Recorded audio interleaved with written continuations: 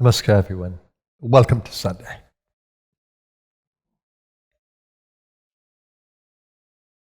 I've been thinking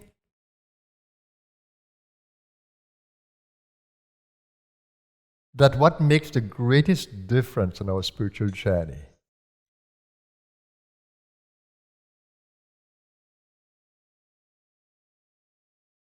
is spiritual awakening.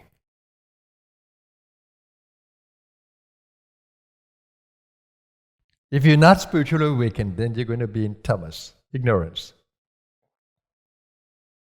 If you're not spiritually awakened, you'll be in body consciousness, animal consciousness, being driven by the primal nature of the animal. Do you see how we are driven by animal consciousness? Lust for food, sex, possessions, shelter, dominion, domination. Do you see that animal instincts? When awakened, the spiritual impulse enters our being and begin to grow. Do you know what the spiritual impulse is? To love, to be kind, to share, to become driven by goodness. So do you see within your own being those two? The drive for deeper spirituality, deeper growth, and the drive of the primal instinct of the animal that wants to survive, wants to breed, wants to make sure it has enough food, wants to survive. Nature is about survival of the fittest. The animal is about survival of the fittest.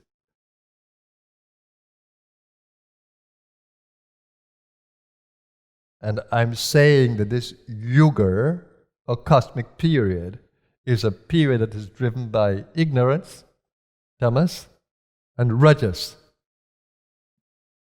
Ego, driven by ignorance. With spiritual awakening, ego gets a chance to be driven by sattva, light, goodness.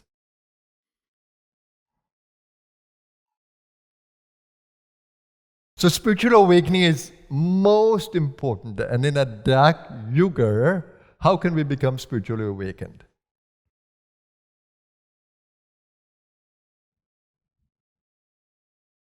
Look at the period of Christ. More than 2 millenniums ago. Look at the darkness that was there. A being of light who promoted love and peace and harmony was crucified by the powers that be. We still have that happening in this world. Look at the wars. They're never justified. None of them. It's all power-driven. Merciless. That's tamas and rajas. Ignorance and ego. With spiritual awakening, that changes. So what is important for world change? Spirituality, spiritual consciousness. Now, I'm not speaking about religion. I'm speaking about spirituality, goodness.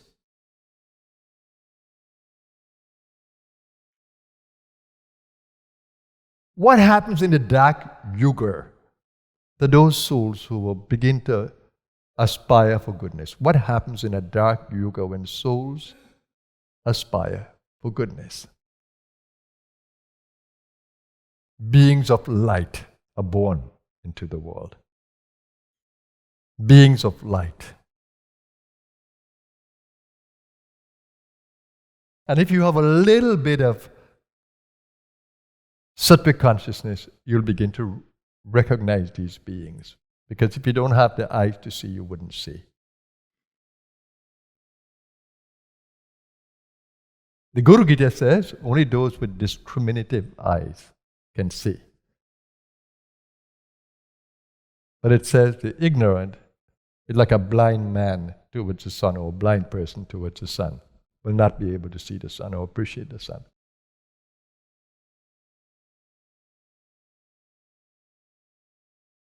So can we recognize those beings in the world today? Those who are a little more evolved, those who are immersed in goodness.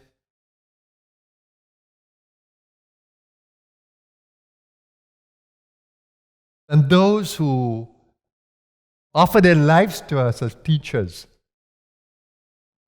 Can we recognize them? Do we see them? When they are really pure in heart, their light is expansive. The Christ said, "Blessed are the pure in heart, for they shall see God."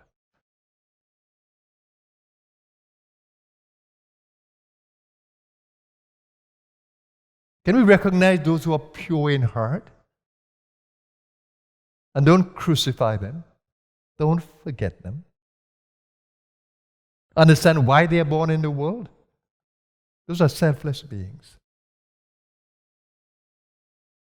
And out of those, there is a special few.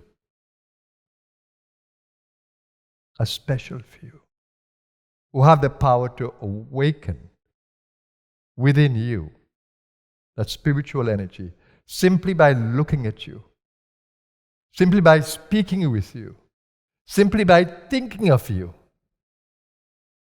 and simply by touching you.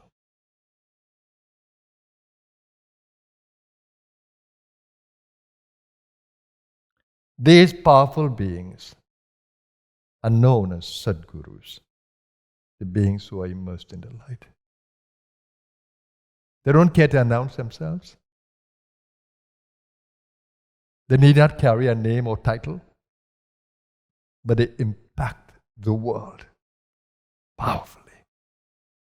Whether they're sitting in a cave, as some of them do, or whether they're out in the public, daring to go into the darkness and bring their light into the world. Those beings are precious. I've had the opportunity to meet such, and that made the ultimate difference in my life. And that's why I remember them. That's why I serve them. That's why I walk in their footsteps. Because those are precious beings. And they help you to awaken the light within you, the guru within you. You have a guru within you, you have a guide within you, you have a light within you. It's called Guru Tattva. I would have never left India if I didn't feel that Guru Tattva and feel that the power of the light is within me. That was awakened in India. But these gurus are so great that simply in the spaces where they exist, simply by touching something that they have held, can awaken that energy in the receptive. So it's extremely important to listen to their instructions. It's extremely important to be around them because the energy is heightened around them. It's extremely important to be in their voice, to be immersed in their voice, in their words. To think about them and hold them with reverence in the mind. Because what happens is that these beings are a doorway to the infinite.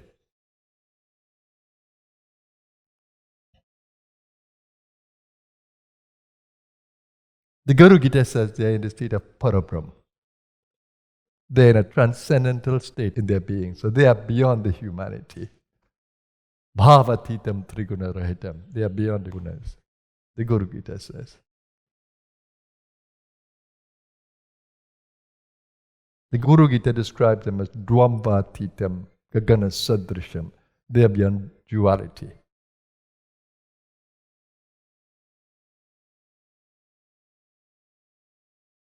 Those are the beings that can make all the difference in our lives.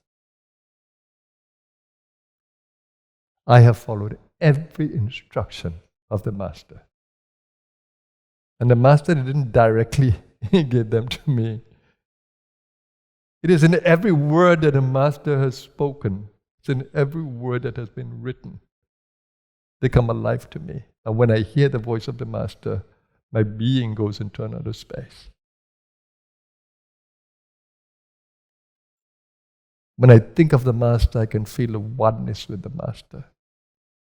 You and I are one. You and I are one. That keeps me in that space, in a dark yuga. Do you know why I do sadhana? So I can bring brightness to you. So I can bring brightness to this body that is held in the Maya. That's why I do sadhana. And I will continue to do sadhana to make every space that I exist in energized. And I'm creating these centers of light and impregnating them with my energy whilst I'm in this body, so that they can be for generations ahead. And I am gathering you in that space so that we can do it. All those of you who awaken with me, we can do it. We can energize every space. So I call upon you, as this body gets to its 70th birth anniversary, to join me. Come together with me. Let's light up this world by uniting together in the light.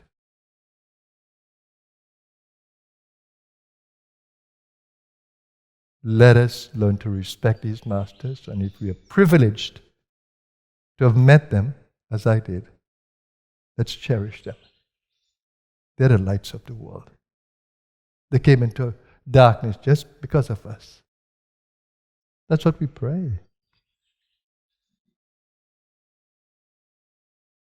Nityanandaya Gurave Shisha Samsara Harine Bhakta Karyaka Dehaya Namaste Chidasaratmane. It says, I bow to that one who was taking a form just for our liberation from the body.